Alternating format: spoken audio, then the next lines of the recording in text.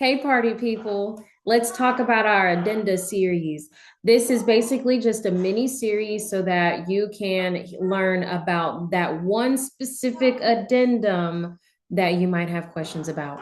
Today's video is going to be regarding the addendum concerning the right to terminate due to a lender's appraisal. So, what this means specifically is that an appraisal has come in, the appraisal came in low or high, XYZ, and your buyer wants the additional right to terminate due to whatever is found upon that appraisal.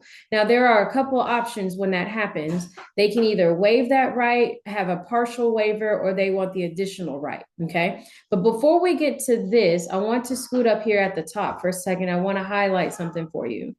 This document is only used outside of FHA and VA financing. On the third party financing addendum, I will explain more in depth there. The exact same rights that we are going to talk about here is covered on the third party financing addendum for VA and FHA financing. But for conventional or anything like that, they would use this additional document that would give the right for them to terminate. So again, if this is an FHA or VA situation that you were in, you need to get off this video and go look at the third party financing addendum.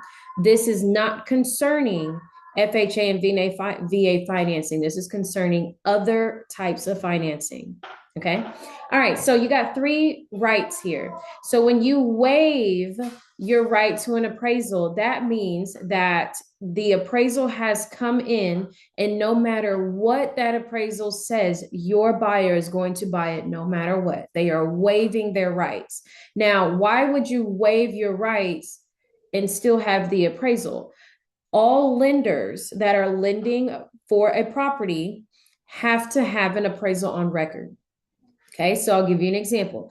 If the house that I am purchasing is $200,000, but the appraisal comes in at $100,000 and I waive my right, I receive the appraisal per my lending requirements. My lender has the appraisal. They are going to lend me no more than that 100,000. And now me as the buyer, I am waiving that right to terminate, meaning that I'm going to come up with the other 100,000.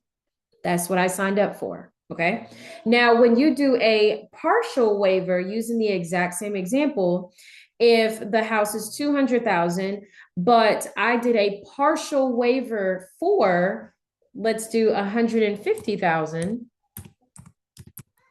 then that means as long as the appraisal hits at least 150,000 in value, even though the price is 200,000, I am partially waiving my right to terminate as long as the appraisal comes in at 150,000 or more. So if it comes in less than that 150,000, now I have the additional right to terminate.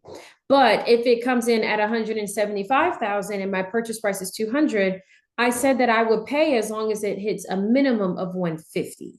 Okay, so even at that 175, I will now owe that 25,000 and we go to closing. Okay, so again, in option one, the appraisal comes in low. It doesn't matter. I'm going to make up the difference regardless. I'm waiving my right to terminate. But if I have a partial waiver, that means that I do waive some of my rights, but I do need the appraisal to come in at least a certain number, and then I will pay the difference. Or if it does not meet that bare minimum, then I'm going to use my right to terminate. Okay. Now, option three, this is the additional right. This is the additional right to terminate. Okay. So this is saying that after I receive this appraisal within 15 days, after the effective date of the contract, and I receive this appraisal and I'm buying the home for 200,000 and the home does not appraise for that same 200,000,